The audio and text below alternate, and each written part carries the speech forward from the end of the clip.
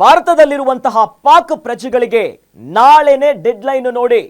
ನಾಳೆ ಭಾರತವನ್ನ ಬಿಟ್ಟು ಹೋಗೋದಕ್ಕೆ ತೊಲಗೋದಕ್ಕೆ ಪಾಕಿಸ್ತಾನದ ಪ್ರಜೆಗಳಿಗೆ ಡೆಡ್ಲೈನ್ ನಾಳೆ ಇದೆ. ಈ ಉಗ್ರ ದಾಳಿಯ ಬೆನ್ನಲ್ಲೇ ಭಾರತ ಡೆಡ್ಲೈನ್ ಅನ್ನ ಕೊಟ್ಟಿತ್ತು ಪಾಕ್ ಪ್ರಜೆಗಳಿಗೆ.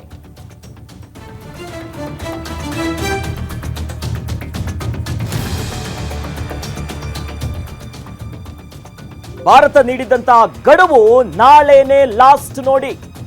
ಪಾಕಿಸ್ತಾನಿಗಳಿಗೆ ನೀಡಿರುವಂತಹ ವೀಸಾವನ್ನ ರದ್ದುಗೊಳಿಸಿರುವಂತಹ ಕೇಂದ್ರ ಸರ್ಕಾರ, ಜೊತೆಯಲ್ಲಿ ಮಂಗಳೂರಿನಲ್ಲಿರುವಂತಹ ಇಬ್ಬರು ಪಾಕ್ ಮಹಿಳೆಯರಿಗೆ ಈಗ ಆತಂಕ ಶುರುವಾಗಿದೆ.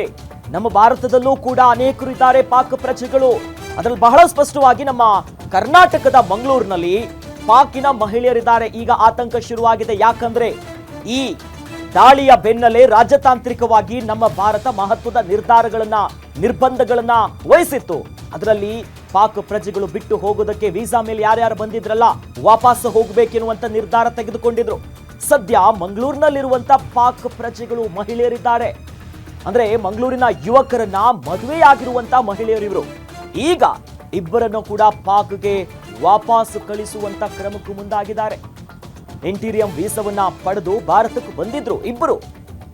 FRRO ಕಚೇರಿಯಿಂದ ನಿರ್ದೇಶನಕ್ಕೆ ಕಾಯ್ತಿರುವಂತ ಪೊಲೀಸರು ಈಗ ಅಲ್ಲಿಂದ ನಿರ್ದೇಶನ ಬರ್ತಿದ್ದಂತೆ ಅವರನ್ನ ವಾಪಸ್ ಕಳಿಸೋದಕ್ಕೆ ಸುಮ್ಮನೆ ಕಳಿಸೋದಕ್ಕಾಗಲ್ಲ. ಸಾಕಷ್ಟು ರೂಲ್ಸ್ ಅಂಡ್ ರೆಗ್ಯುಲೇಷನ್ಸ್ ಗಳಿದೆ, ಕಾನೂನು ಪ್ರಕ್ರಿಯೆಗಳೆಲ್ಲ ಆಗಬೇಕು. ಹಾಗಾಗಿ ಕಾಯ್ತಿದ್ದಾರೆ. ಇನ್ನು ಉತ್ತರ ಕನ್ನಡ, ದಕ್ಷಿಣ ಕನ್ನಡದಲ್ಲಿರುವಂತ ಹಲವಾರು ಪಾಕ್ ಮಹಿಳೆಯರು ವೀಸಾವನ್ನ ಪಡೆದುಕೊಂಡು ಇಂಟೀರಿಯಂ ವೀಸಾವನ್ನ ಪಡೆದುಕೊಂಡು ಇಲ್ಲಿ ಬಂದಿದ್ದಾರೆ. ಕೆಲವರನ್ನ ಮದುವೆಯಾಗಿದ್ದಾರೆ. ಅದು ಕೂಡ ಕರಾವಳಿ ಭಾಗ, ಭಟ್ಕಳ, ಮಂಗಳೂರು ಈ ಭಾಗದಲ್ಲಿ ಸ್ವಲ್ಪ ಜಾಸ್ತಿ ಸಂಖ್ಯೆಯಲ್ಲೇ ಇದ್ದಾರೆ.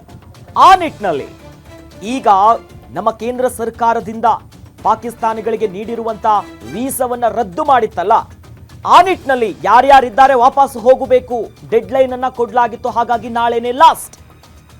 ಈ ಒಳಗಿರುವಂತ ಪಾಕಿಸ್ತಾನದ ಪ್ರಜೆಗಳಿಗೆ ಈಗ ಪುಕ ಶುರುವಾಗಿದೆ. What next?